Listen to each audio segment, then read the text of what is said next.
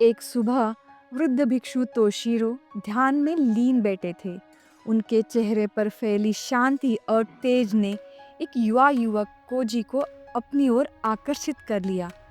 आदर और संकोच के साथ कोजी उनके पास आया और बोला, गुरुदेव, कुछ लोगों से मिलते ही मुझे एक गहरा जुड़ाव क्यों महसूस होता है, जबकि कुछ लोग मुझे असहज क्यों कर देते हैं।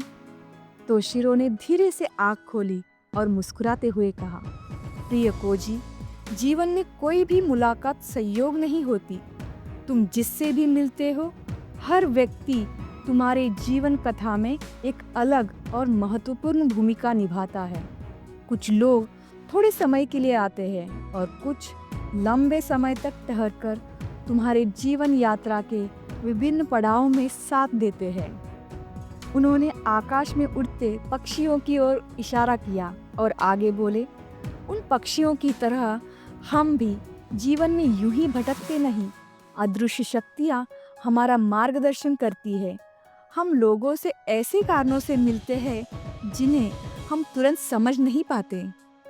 अपने जीवन को एक बगीचे की तरह समझो। हर व्यक्ति एक बीज है जिसे नियति तुम्हारे बगीचे में बोती है। कुछ बीज सुंदर फूल बनकर खिलते हैं तेजी से, पर थोड़ी समय के लिए, और कुछ विशाल वृक्ष बन जाते हैं जो वर्षों तक छाया और सहारा देते हैं। कोजी अपने जीवन में आए लोगों के बारे में सोचने लगा, मानो वे बगीचे के अलग अलग पौधे हो जिनका योगदान अलग अलग रहा हो। तोशिरो ने आगे कहा, जो लोग हमें चोट पहुंचाते हैं वे हमारे मार्ग के पत्थर जैसे होते हैं। उनसे ठोकर लगती है, दर्द होता है, पर वही हमें मजबूत भी बनाते हैं और हमारी आंतरिक शक्ति को जागृत करते हैं। पास खड़े एक मजबूत पेड़ की ओर देखते हुए उन्होंने कहा, और कुछ लोग ऐसे भी होते हैं जो कठिन समय में हमारा सहारा बनते हैं, ठीक वैसे ही जैसे इस पेड़ की जड़ें तूफानी हवाओं में उसे स्थिर रखती है।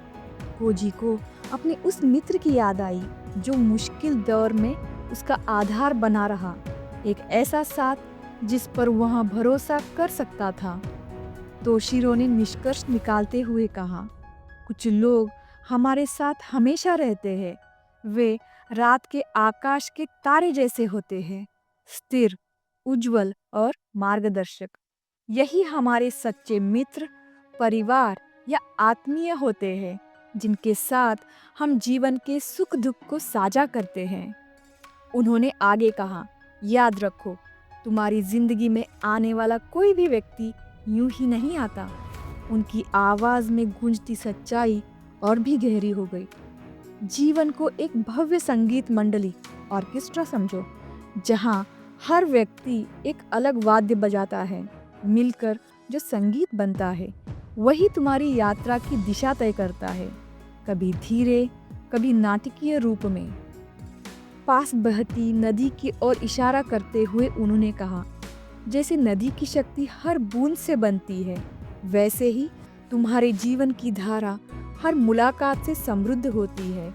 कुछ लोग छोटी धाराओं जैसे होते हैं, नई समझ और ऊर्जा लाते हैं, और कुछ गहरी धाराओं जैसे जो तुम्हारी सहन शक्ति और दृढ़ता की परीक्षा लेते हैं।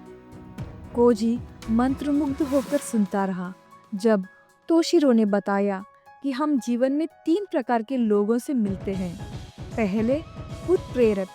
ये वो लोग हैं जो हमें अपनी सीमाओं से आगे बढ़ने के लिए प्रेरित करते हैं।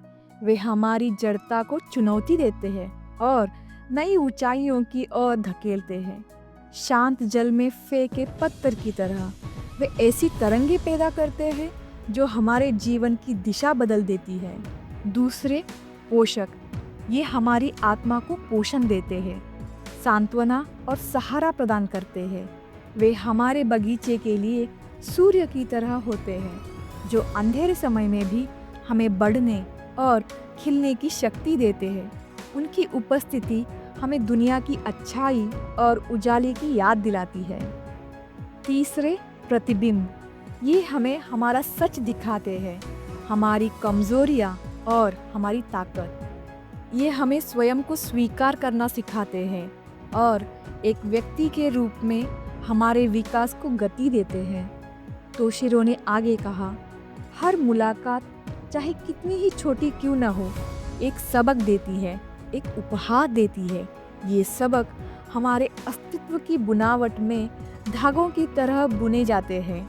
हर धागा उतना ही महत्वपूर्ण है जितना दूसरा। अंत में तोशिरो ने गंभीरता से कोजी की आंखों में देखते हुए कहा, याद रखो, जीवन मुलाकातों की एक जटिल सिम्फनी है। हर सुर को ध्यान से सुनो, आसपास की धुनों के साथ सामंजस्य बैठाओ और अपनी धुन को उद्देश्य और गरिमा के साथ जोड़ो। कोजी ने गहरे सम्मान के साथ प्रणाम किया। उसका हृदय कृतज्ञता से भर उठा।